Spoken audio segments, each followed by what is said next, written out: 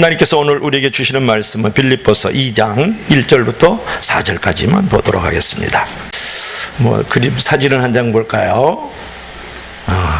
목걸이가 아주 예쁘죠? 그래, 예쁜 여인이 목걸이를 했다. 이제 그런 부분이죠. 오늘 모파상의 그 단편 소설 가운데 목걸이라는 내용에는 한 여인의 허영이 잘 묘사되어 있는 것을 우리가 발견할 수 있어요. 마틸드라는 이 여인은 가난한 사무원의 딸이었어요. 그리고 하급 관리와 이제 결혼하게 됩니다. 꿈꾸던 그 화려함, 그 럭셔리한 인생보다는 하루하루가 매우 비루하고 비참한 거야. 낡은 의자, 때 묻은 옷, 창가에 수북히 쌓인 먼지 등. 그러던 어느 날 이제 고관 대작의 파티에 초청을 받게 돼요. 그러니까 살맛이 나는 거예요. 눈이 빛이 나고요. 뭔가 존재감을 보여주기를 원했어요. 그래서 비상금을 다 털어가지고 아주 럭셔리한 옷을 사고 친구에게 값비싼 목걸이를 빌려서 파티에 가게 됩니다. 그런데 돌아오는 길에 목걸이를 잊어버리게 돼요. 할 수 없이 재산을 다 처분하고 돈을 빌려서 목걸이를 사서 돌려주는 거예요. 10년 동안 거의 바닥 아닌 바닥을 치면서 사는 것이 아닌 궁핍한 삶을 살아가죠. 그러던 중에 우연히 거리에서 친구를 만나게 돼요. 옛날에 그 목걸이를 빌렸던 그 여자친구를 만나게 되는 거죠. 그 목걸이에 대한 고초를 얘기해서 그때 잊어버렸거든. 그 재산 다 처분하고 이렇게 고통과 신음 속에서 십수년을 살았네. 그랬더니 그 여자친구가 하는 말을 들어보세요. 내 목걸이는 싸구려였어. 가짜 목걸이였어. 마틸드라는 이 여인은 기절할 것만 같은 거예요. 그 지나간 세월이 얼마나 허송 세월을 보냈다고 생각하겠습니까? 자, 허영 속에서 보냈던 그 세월의 안타까움이 잘 묻어나는 것이 바로 모파상의 단편소설 목걸이다. 그런 말이에요. 여러분, 허영이라는 것이 무엇입니까? 자기 본래의 모습을 벗어나서 자기를 과시하고 싶은 욕구가 허영이라는 거예요. 허영이란 여러분 무엇입니까? 타인이 이렇게 생각하면 좋겠다 라고 생각해가지고 자기의 진짜 행복, 자기의 진짜 존재를 잊어버리는 거예요. 여러분, 빌립보서 2장 3절에서 오늘 성경에서 어떻게 말씀하고 있습니까? 바울은 생명의 기쁨을 누리기 위해서는 허영을 하지 말라고 말씀하고 있어요. 허영이라는 말은 영어로 말하면 메인 글로리라 그래요. 여러분, 글로리 그러면 영광이라는 알지만 앞에다가 VAIN을 붙여놓으면 헛된 영광, 가짜 영광, 그리고 비어있는 영광이에요. 메인이라는 것은 비어있다 그런 말이니까요. 여러분, 마귀는 가짜 영광, 헛된 영광을 쫓게 하다가 우리의 인생과 신앙을 낭비하게 만든다는 거예요. 이 여인처럼 말이죠. 그렇다면 우리는 허영, 즉 가짜 영광, 이 헛된 영광을 버리고 참된 영광을 위해서 살기 위해서는 어떤 신앙과 어떤 우리가 생활을 가져야 될 것일까요? 여러분, 낭비가 아닌 쓸모 있는 인생을 살기 위해서는 어떠한 자세로 생활의 태도를 가져야 될 것인가 하는 것을 오늘 생각해 보려고 하는 것 아니겠습니까? 여러분, 빌립보 교회는 루디아를 중심으로 세워진 여성적 교회였어요. 즉 사도 바울이, 선교사 바울이, 목사 바울이 이제 유럽으로 이제 복음 전초 기지로 제일 먼저 세웠던 것이 바로 빌립보 교회였는데, 거기에 그 여인이 같이 이제 교회를 세우게 되었죠. 그래서 그 교회는 되게 따뜻했어요. 또 여인을 중심으로 세워졌기 때문에 대접을 잘하고요. 하나님과의 관계도 좋았고, 우리 특별히 여성들은 이제 권위자를 되게 존중하고 그분들과의 또 대접을 잘하지 않습니까? 그래서 하나님과의 수직적 관계도 좋았지만 그럼에도 불구하고 수평적 관계도 좋았단 말이에요. 중요한 것은 그 수평적 관계에서 그럼에도 불구하고 문제는 있었다 그런 말이에요. 빌립보 교회에도 어떤 문제였을까요? 아마 오늘날로 말하면 여전도 회장과 같은 직분 혹은 여전도의 일과 관련된 어떤 다툼과 질투의 싸움이 아닌가, 우리가 그렇게 추측을 할 수가 있어요. 그런 상황에서 사도 바울이 하나됨을 권면하면서 하는 말씀이 오늘의 말씀입니다. 하나님께 영광된 삶을 살기 위해서는 우리는 하나 되어야 된다. 또 어떻게 살아야 될 것을 말씀하고 있는데, 자, 첫 번째로 한번 보도록 하겠습니다. 우리 다 같이 시작. 허영은 두 마음의 삶, 영광은 한 마음의 삶. 다시 한번 시작. 허영은 두 마음의 삶, 영광은 한 마음의 삶이라고 말씀하고 있어요. 본문 2절 말씀을 다 같이 한번 읽어봅시다. 시작. 마음을 같이하여 같은 사랑을 가지고 뜻을 합하여 한 마음을 품어라고 말씀하고 있어요. 여기서 왜 사도 바울이 지금 한 마음을 품어서 하나님께 영광을 돌리기를 원했을까요? 빌립보서 4장 2절에 보면 이런 말씀이 나옵니다. 유오디아와 순드게야 주 안에서 한 마음을 품으라 그랬어요. 자, 유오디아와 순두개 두 여인들이지 않습니까? 뭐 직분이라는 것은 구체적으로 나와 있지 않지만 주 안에서 한 마음을 품으라 그랬다는 얘기는 뭐예요? 다툼과 갈등이든 두 마음이 있었다라는 거죠. 여러분, 유오디아파와 순두개파의 싸움은 진리의 싸움도 아니고 어떤 정책 싸움도 아니고 의견 대립도 아니었어요. 그들의 싸움은 마음이 나뉜 것이고 감정 싸움이었다, 그런 부분이에요. 그러니까 유오디아파가 좋다고 하면 순두개파는 그냥 싫은 거예요. 순두개파가 좋다고 가면은 유오디아파는 그냥 싫은 게 문제였다, 그런 말. 그게 감정적 싸움이잖아요. 그렇죠? 그런 문제는 오늘날에도 자주 일어나는 문제입니다. 사람들이 왜 싫습니까? 하면은 그냥 싫다는 거예요. 이게 감정적인 문제 아니겠어요? 가장 문제 해결이 힘든 것이 뭐냐 그러면 그냥 싫은 것이 문제거든요. 그러나 자세히 보면 그냥 싫은 것이 아니라 다 원인이 있어요. 처음에는 그 원인이 문제였지만 나중에는 감정 싸움이 되고 마음이 나뉜 것이 이제 문제가 되는 것이거든요. 여러분, 사람들이 싸우는 가장 큰 이유는 뭐냐 그러면 감정 때문에 싸움을 하는 거거든요. 그래서 다툼과 경쟁이 일어나게 되고 허영의 삶을 살아가는 거예요. 쓸모없이 인생을 낭비하게 되는 것이다, 그런 말이에요. 여러분, 감정적으로 기울어지면 안 된다는 거죠. 그런데 우리가 예수님을 믿으면 왜 좋느냐? 그것이 중요하지 않습니까? 무엇보다도 감정적으로 살지 않기 때문에 신앙적이고 인격적이고 합리적으로 좋은 생각을 갖고 살려고 우리가 예수님을 믿는 줄로 믿을 수 있기를 바랍니다. 오늘날의 사람들은 너무나도 감정적으로 살아가요. 학교를 들여다보면 학생과 선생이 너무 감정적이고, 또 성도와 성도끼리 또 감정적이고, 목사와 성도들끼리 감정적이고, 노조와 경영자가 너무 감정적이고, 부부 사이도 너무 감정적이고, 부부와 자식까지도 감정적일 경우가 많거든요. 신앙생활도 감정적으로 변화되고 있다는 데 문제가 있다는 거예요. 그래서 또 하나의 허영이고 하나님께 영광이 가려지는 것 아니겠습니까? 여러분, 오늘날 우리가 잘 살려면 너무 감정에 치우치지 말고 성령과 말씀을 통해서 감정을 지혜롭게 통제하며 살아가야 될 줄로 믿을 수 있기를 바랍니다. 그럼 이 감정이라는 것은 자기 집착에서 나온 것일 때가 많아요.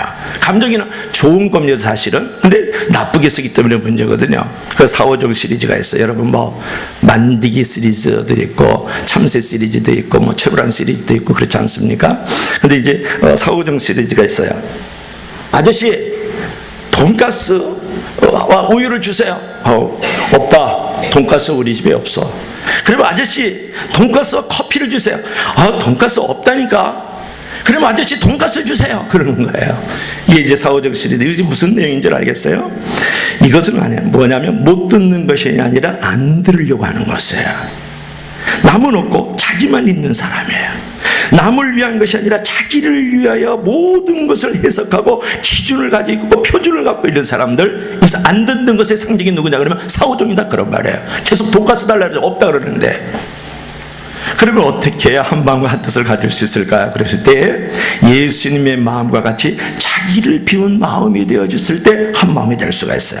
그 마음이 함께하는 마음이고 동행하는 마음이거든요. 오늘 6절 7절 말씀을 한번 보십시다.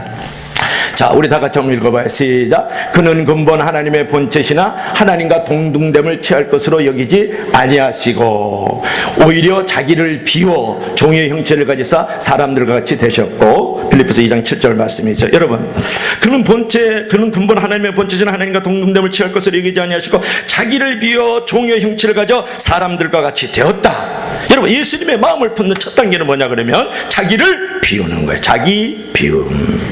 자기를 비우라는 말은 뭐냐면 욕심을 버리라는 그런 말이에요.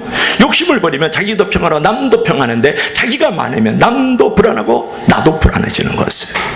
그래서 하나 되게 하는 데에서 결정적 장애물과 걸림돌이 되는 것이거든요. 근데 여러분, 욕심하고 비준하고는 차이가 있어요. 욕심은 뭐냐면 자기 뜻, 자기 중심적으로 살아가는 사람이 욕심꾸러기예요. 근데 비전홀이 아주 꿈이 있는 사람, 꿈꾸는 자는 누구예요? 하나님의 뜻, 하나님의 중심으로 살아가는 사람들이죠. 여러분, 욕심이 없는 사람들을 보세요. 얼마나 푸근하고 넉넉한지 몰라요. 거기에 진정한 친구 만남이 있고, 그런 친구는 이제 만날 때마다 행복해지고 흐뭇해지고 즐겁고 천국 잔치를 만들어 가잖아요. 사람만 좋게 하나에 욕심 없는 사람이 하나님을 얼마나 기쁘시게 하겠어요. 그래서 하나님께서 그 모습을 보시고 더 좋은 것으로 채워주시는 줄로 믿을 수 있기를 바랍니다. 여러분, 욕심을 버리라는 말은 오늘날 사람들에게 참 맞지 않잖아요. 사람들은 더 높아지기를 원하고 더 채워지기를 원하고 더 커지기를 원합니다. 저도 마찬가지죠. 더 높아지고 더 많아지고 더 커지고 싶은 것이 우리 가운데 있다고요. 그런데 예수께서 하시는 말씀인 거예요. 자기를 비워 종의 형체를 가져라. 하나님께서 사람들과 같이 되어주셨다. 그런 부분이죠. 하나님의 인성을 잘 말씀하고 있는 부분인데요. 여러분, 자기를 비워야 돼요. 자기를 비울 때 한 마음을 갖게 되는 것이고, 자기를 비울 때 평안하게 되는 것이고, 자기를 비울 때 천국의 공동체를 만들어가는 줄로 믿을 수 있기를 바랍니다. 자, 예수께서 자기를 비웠기 때문에 우리들도 우리 자신을 비울 때에 거기서 하나님을 경험할 수 있다. 그런 부분이에요. 허영은 두 마음을 품는 것이고, 영광은 한 마음 한 뜻을 행하는 것인 줄로 믿을 수 있기를 바랍니다. 자, 두 번째로 한번 읽어봅시다. 우리 다 같이 한번 읽읍시다. 시작. 허영은 교만한 삶, 영광은 겸손한 삶. 이렇게 말씀을 했어요. 자, 본문 3절 말씀을 한번 읽어봅시다. 시작. 아무 일이든지 다툼이나 허영으로 하지 말고 오직 겸손한 마음으로 각각 자기보다 남을 낮게 여기고. 아멘. 왜 사람이 다툴까요? 왜 허영이 있습니까? 3절 말씀을 보면 사도 바울은 말씀하고 있죠. 겸손하지 못하기 때문에. 이 겸손을 권하는 말씀을 우리가 받아들일 때는 우리가 지당한 말씀으로 받아들이지만 오늘날 현대에서는 사도 바울이 이 당시에 쓸 때 이 겸손이라는 것은 매우 파격적인 단어였어요.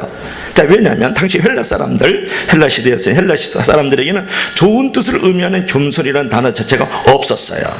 그래서 본문에 나오는 겸손한 마음이란 어휘가 바울 서신 이전의 헬라 문서에서는 전혀 발견되지 않는다는 이 놀라운 사실을 아십니까?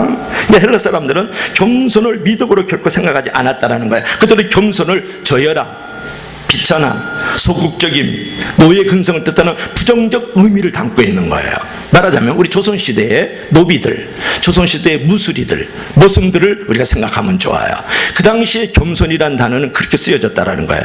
그런데 그 헬라 사람들은요, 승리를 추앙하고 성공을 추앙하고 남보다 앞선 것을 추앙했던 사람들입니다. 그런 태도 때문에 무엇이 생길까요? 우리가 분란이 일어나는 것이죠. 그래서 사도 바울은 겸손한 마음을 가지고 하나 되기를 힘써야 된다고 권면하고 있는 것을 우리가 볼 수 있어요.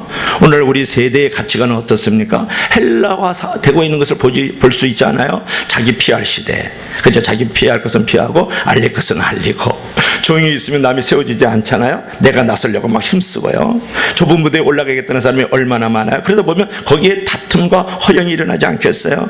우리는 양지의 무대보다도 음지의 기도가 더 큰 역사를 이룬다는 것을 믿을 수 있기를 주의 이름으로 간절히 부탁합니다. 무엇보다도 겸손하면 하나님께서 반드시 그를 높여주시고 채워주시는 역사가 일어나는 거예요.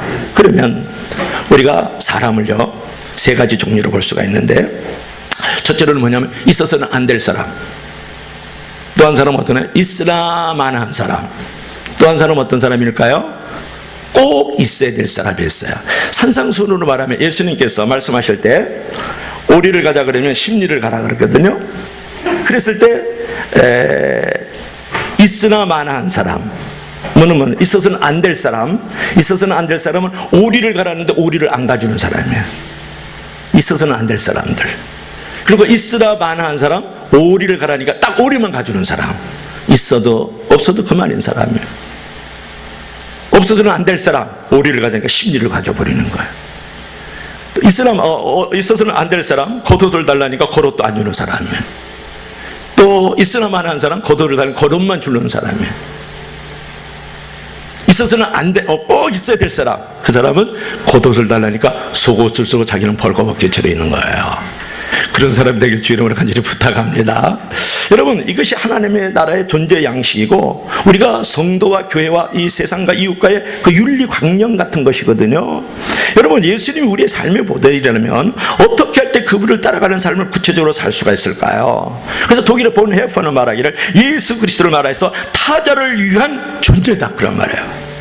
그러니까 타자 그러니까 이제 또 야구에 또 이만수 뭐 이런 또 생각을 한다, 그게 아니고 이웃을 위한 삶, 그런 존재다. 누가? 예수 그리스도께서 그분의 삶은 철저하게 타인을 위한 삶이었다는 거예요. 그러나 이런 삶의 실천을 위해서 우리가 이웃 가치를 발견하고 그들을 나보다 낮게 여기는 마음이 필요하다. 낮게 여기지 말고, 이건 교만한 거잖아요. 낮게 높여주는 그런 마음을 가져라. 이것이 겸손이거든요. 자, 어떠세요? 남이 나보다 낮게 여겨집니까? 낮게 여겨집니까? 어떻게 하면 남을 나보다 낮게 여길 수가 있을까요? 주께서 보셨던 것처럼 그들을 여러분 기억해 보십시오. 그 사람이 나에게 어떻게 대했는가를 기억하지 말고 거기에 발목 잡혀서 거기에 묶여가지고 그런 말, 그런 행동 하나 때문에 그 사람을 저열하게 보고 그 사람을 평가하고 그 사람을 부정적으로 보지 말고, 주님이 저 사람도 사랑하셨어, 주님이 저를 기억해서 자신을 내어주셨거든, 이런 사실을 기억할 수 있기를 바랍니다. 저분도 하나님의 형상을 가진 존재야라고 믿어주길 바랍니다. 주님이 얼마나 그를 기억하시고 사랑하셨는가를 생각하고 그 동일한 시각으로 보면 이웃을 대하는 태도가 분명히 달라지는 거예요. 나보다 낮게 여기지 않고 낮게 여길 수 있는 존재가 거기서 나타난다는 거야. 자, 우리가 겸손할 수밖에 없는 이유. 자, 8절 한번 읽어볼까요? 다 같이 시작. 사람의 모양으로 나타나서 자기를 낮추시고 죽기까지 복종하셨으니 곧 십자가에 죽으십니다. 아멘. 여러분, 주님은 죽기까지 이제 십자가에 달려 죽으셨다고요. 겸손함으로 순종하셨다, 그런 부분을 말씀하고 있잖아요. 여러분, 진짜 순종은 어떤 거예요? 진짜 순종이라 그랬어요. 가짜 순종이 있고 진짜 순종이 있어요. 헛된 순종이 있고 영광의 순종이 있거든요. 진짜 순종은 좋은 일에도 순종하고 나쁜 일에도, 즉 불편하고 힘들고 괴로운 일에도 순종하는 게 진짜 순종이에요. 근데 가짜 순종은 좋은 일에는 순종이에요. 무대에 서는 건 순종이에요. 그죠? 가벼운 일에는 순종해요. 이것은 바로 진짜 순종은 아니죠. 여러분, 겸손이 무엇입니까? 나는 부족합니다 하고 하면서 일을 거부하는 것이 아니에요. 때로는 그런 모습이 교만한 모습이 될 수도 있다는 사실 아세요? 진짜 겸손한 모습은 뭐냐면 부족하지만, 연약하지만 최선을 다해 보겠습니다 라고 하는 그런 모습이 진짜 겸손일 수 있지 않아요? 그런 모습을 보면 사람도 최고의 신뢰를 보내게 되고 하나님께서 가장 기뻐하실 존재가 된다는 거죠. 그렇게 순종하면 놀라운 축복이 우리 가운데 예비가 되어 있는데, 자, 9절부터 11절을 한번 보겠습니다. 9절 11절 제가 읽어드릴게요. 주님께서 순종하셨더니 하나님께서 그를 지극히 높여 모든 이름에 뛰어난 이름을 주시사 하늘에 있는 자가 땅에 있는 자가 땅 아래에 있는 자들은 모든 무릎을 예수의 이름에 꿇게 하시고 모든 입으로 예수 그리스도를 주라 신하여 하나님 아버지께 영광을 돌리게 하셨느니라. 아멘. 자, 하나님 아버지께 영광을 돌렸다.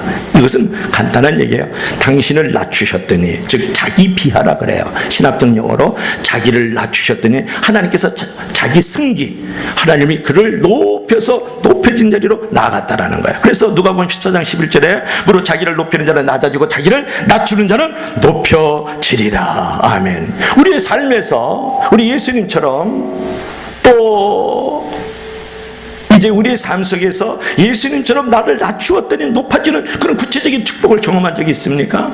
그런 여러분 간증을 갖고 있자고 여러분에게 묻고 있지 않습니까? 내가 순종하는 것, 내가 겸손해서 정말 낮아졌더니 하나님께서 나를 높여주셨다. 누구처럼? 예수 그리스도처럼 말이죠. 여러분, 순종하는 것이 얼마나 큰 축복인지 몰라요. 하나님께서 순종하는 자에게 무수한 축복을 우리 가운데 예비하고 계시는 줄로 믿을 수 있기를 바랍니다.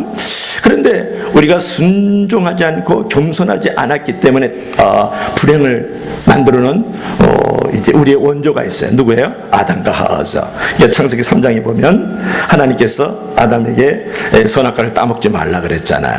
그럼에도 불구하고 그가 이제 선악과를 따먹으로 말미암아서 뭐가 들어왔습니까? 두려움과 불안이 들어오는 거죠.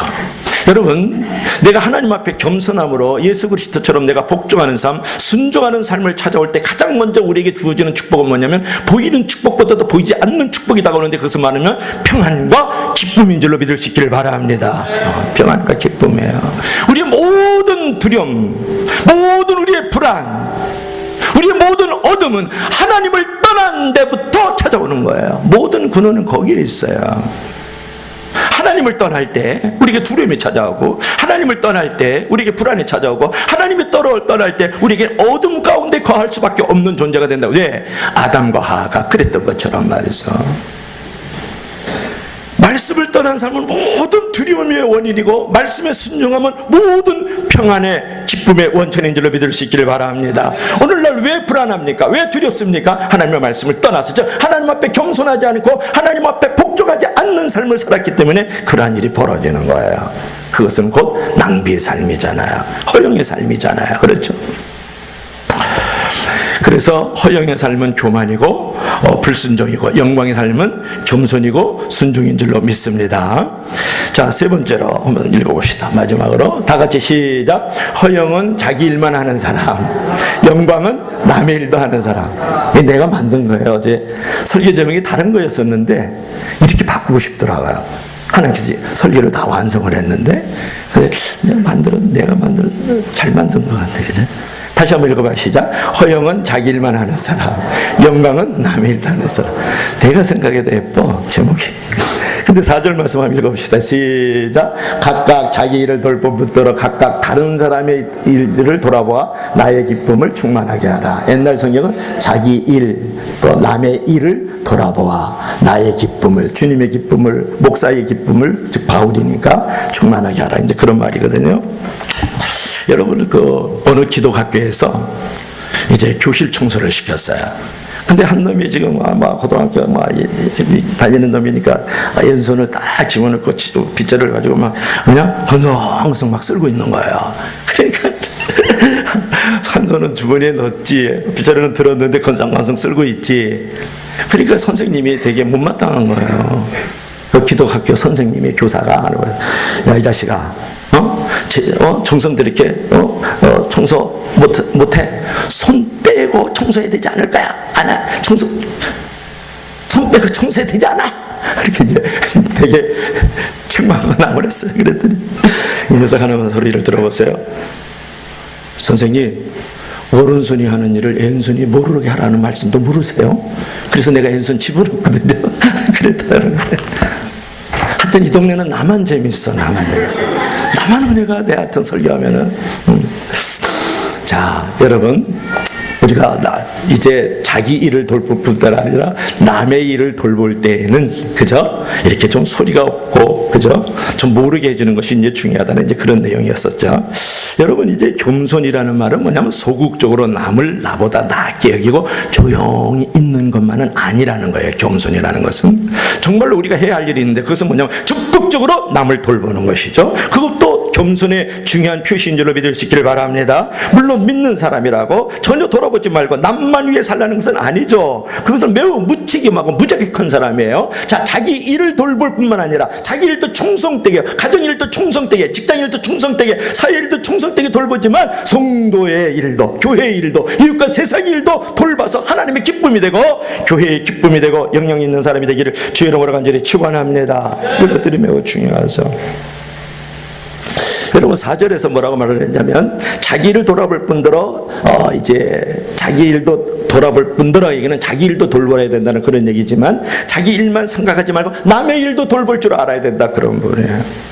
오늘날 크리스찬이면서 오늘날 교회가 가장 문제는 뭡니까? 근시안적이라는 거예요. 본래의 눈을 가지고 앞에 있는 것만 긁어먹고 나가고 있다는 부분에 오늘 책망이 있고 손가락질을 당하고 있지 않아요? 우리는 저 원시적인 매의 눈을 가지고, 새의 눈을 가지고 멀리 바라보면서 남의 일까지, 이웃과 세상까지 돌볼 수 있는 눈을 가지고 있다면 하나님이 기뻐하시지 않겠어요?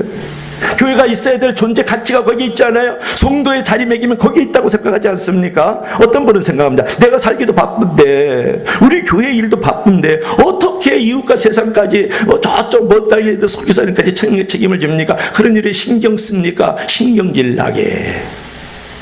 그러면 하나님도 그에게 신경 써주지 않아요. 신경질 나서. 우리가 열심히 자기만 위해 살면 뜻대로 되는 경우가 많으니까, 여러분, 이제 자기 일만을 위해서 살게 되면 뜻대로 되지 않으면 화병에 걸려요.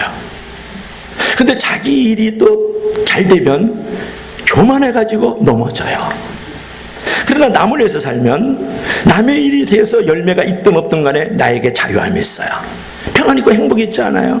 하나님의 형상으로 우리를 지은 것은 너를 위해서만 살지 말고 하나님의 영광을 위해서, 남의 유익의 열매를 위해서 살라고 보내주신 줄로 믿으시기를 바랍니다. 그것이 우리의 정체성이에요. 아담아 내가 어디에 있느냐 그렇게 물어보잖아요. 그죠? 아담아 내가 어디에 있느냐? 그건 너 위치 신분을 물어보는 게 아니에요. 네가 무화과나무 밑에 있느냐 포도나무 밑에 있느냐 그거 물어보는 거 아니에요. 아담아 네가 어디에 있느냐? 너의 지금 삶이 무엇이냐, 어떤 존재로 서 있느냐, 너의 행위보다 너의 존재가 무엇이냐를 물어보는 것이에요. 오늘 우리가 자기만을 위해서 사는 것하고 남의 일까지 돌아보면서 남을 위해서 사는 삶과의 차이는 무엇일까요? 행복과 불행의 차이예요. 성공과 실패의 차이라고요. 남을 위해서 살다가 혹시 내가 빼앗기고 내가 없어지고 내가 무너져 내리고 이제 죽어 망한다 할지라도 그 사람은 바로 성공이고 그 사람은 바로 행복 존재 자체인 줄로 믿을 수 있기를 바랍니다. 예수 그리스도 벌교복균 채로 책 한 권 남기자 오단불안 남기지 않고 돌아가시잖아요. 그래도 그분을 갖다 불행한 사나이라고 말하는 사람이 어디 있어요? 행복한 사나이인 거예요. 그분이 바로 진정한 성공이 있는 줄로 믿을 수 있기를 바랍니다. 여러분 자기만을 위해서 살려고 꾀를 부리면 쉽게 제가 넘어가서 더 손해보게 되고 더 헐벗는 인생이 된다는 거예요. 제가 이제 존경하는 사람 가운데 한 사람이 있다 그러면 이제 마더 데레사, 그 다음에 이제 누구죠? 16대 대통령 에브라임 링컨을 무지 좋아하거든요. 바깥에 있는 사람은 그런 분들 좋아하고, 우리나라 사람에서는 이제 목사님들에 대한 평가는 아직 잘 내리지면 안 되니까 저는 이제 영락교회도 있었기 때문에 한경정 목사님 좋아하고, 뭐 조만식 장로님 같은 분들 좋아하고, 주기철 목사님 같은 분들 무지무지 좋아하거든요. 그런데 이제 또 한 분이 이제 제가 좋아하는 사람이 있다 그러면 헨리 나이웬이라는 사람이에요.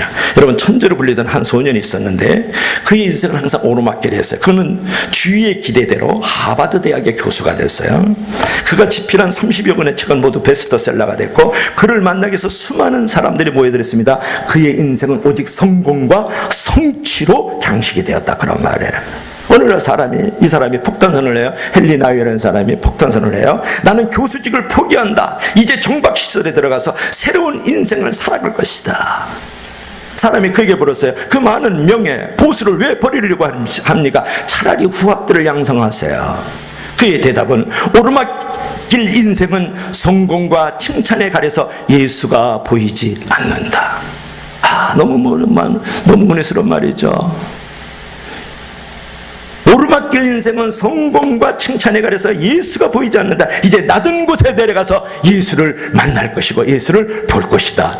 그러면서 그가 하버드 대학의 교수지, 세상적으로 말하면 A+ 인생을 살아가던 사람이 그걸 내려놓았다, 그런 말이에요. 그는 인생의 말년을 매사추세츠 정박아 시설에 들어가서 장애인들의 용변, 장애인들의 식사, 장애인들의 목욕 등 구질구질한 일을 하는데 보내고 결국은 주님 앞에 부름을 받아요. 이 사람이 바로 상처 입은 치유자의 헨리 나이웬이 아닙니까? 여러분, 인생의 오르막에서는 예수님이 보이지 않아요. 인생이 달려가는 그런 삶 속에서는 예수님이 보이지 않는다니까요. 여러분, 산을 올라갈 때는 꽃과 나무와 계곡이 보이지 않는 거예요. 내려올 때 보이는 거예요. 그게 올라갈 땐 정상만을 바라보고 있다면 안 보인다니까요. 여러분, 달려가고 오르막길만 쫓아가면 예수가 안 보이는 거예요. 교회 안에서도 그렇고 교회 바깥에서도 다 똑같은 거예요. 여러분, 고통과 눈물에 그 돌자갈이 깔리는 곳에서 예수님의 미소가 있는 줄로 믿을 수 있기를 바랍니다. 여러분, 꼭대기 인생은 추락할 염려도 많지만 추락하면 많이 아프죠. 낮은 곳에는 추락할 일이 없어요. 평안하고 든든할 수 있어요. 여러분, 이 말씀을 왜 드렸느냐 하면은 우리가 어떻게 살아야 되느냐는 거예요. 근데 여기 제가 이제 보니까 여기 보니까 오르막길에는 예수가 보이지 않는다. 낮은 곳에서 예수를 만나. 요거 한번 읽어봐요. 요게 이제 남을 위해서 사는 일이니까, 자기 일만 아니라 남의 일이니까, 내가 한 말 아니니까 은혜가 되죠.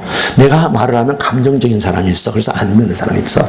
다 같이 시작. 오르막길에는 예수가 보이지 않는다. 낮은 곳에서 예수를 만나. 요것도 은혜스러워요. 요것도. 시작. 행동 없는 기도는 무력한 경건주의고 기도 없는 행동은 의심스러운 조작이다. 깊이 생각할 필요가 있는 것이죠. 여러분, 어떻게 살아야 되겠어요? 최선을 다해서 내 할 일을 해야 합니다. 그러나 내 할 일만 생각하면 전체적으로 마이너스가 될 때가 많아요. 남도 생각하고 전체도 생각하고 큰 그림을 가져야 되지 않겠습니까? 이것이 신앙 속에서 또 하나의 군용이라고 우리가 말할 수 있는 거죠. 여러분, 성도의 교제를 방해하는 최대의 장애물이 뭡니까? 자신밖에 모르는 거예요. 자기가 우상이에요. 자기가 하나님인 사람이 너무 많아요. 자기 기준, 자기 평가, 자기 경험, 자기의 지식만 가지고 사람들을 바라보고 교회를 바라보는 사람, 그게 자기가 우상인 사람이에요.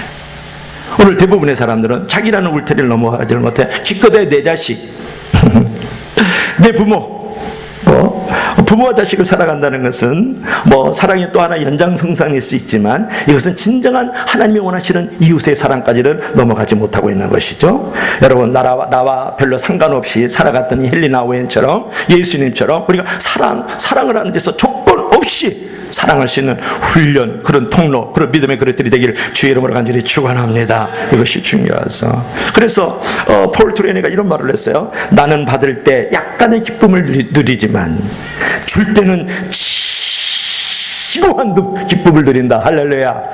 한번 따라해봐요. 나는 받을 때 약간의 기쁨을 누리지만 줄 때는 지고한 기쁨을 누린다. 지고한 기쁨을 누린다. 나 이 동네 진짜 내가 이 다음부터 마음에 안 들어. 얼마나, 다시 한번 할게. 지고한. 그건 따라하는 거 아니었어. 자, 마지막인데 왜 이렇게 길어지려고 그래? 자, 나는 받을 때 약간의 기쁨을 누리고, 남을 위하여 줄 때, 이웃을 위해 베풀 때, 세상에 드릴 때 지고한, 숭고한 기쁨을 누린다. 아멘. 자, 그러면 오늘 말씀을 여기서 마쳐야 되겠습니다. 자, 오늘 결론을 내주면, 이 세상에서 가장 불쌍한 사람은 꿈이 없는 사람, 더 불쌍한 사람은 헛된 꿈을 쫓아가는, 헛된 영광과 가짜의 꿈을 쫓아가는 사람이에요. 마귀는 헛된 꿈과 헛된 영광을 심어주거든요. 그래서 우리 인생을 낭비하게 하는 거예요. 쓸모없는 인생을 만들어 간다고요. 근데 오늘 사도 바울이 우리에게 교훈을 했죠. 헛된 영광을 쫓지 말라. 그러면서 한 마음을 품어서 하나님께 영광 돌리는 삶을 살아라. 겸손한 마음을 가지고 순종함으로 하나님께 영광 돌리는 삶을 살아라. 자기 일도 중요하지만 남의 일도 중요한 줄 알고 그러한 삶을 살아라. 그럴 때 나의 영광의 삶이 있고 하나님의 영광의 삶이 있고 우리 이웃과 세상의 영광의 삶이 있는 줄로 믿습니다.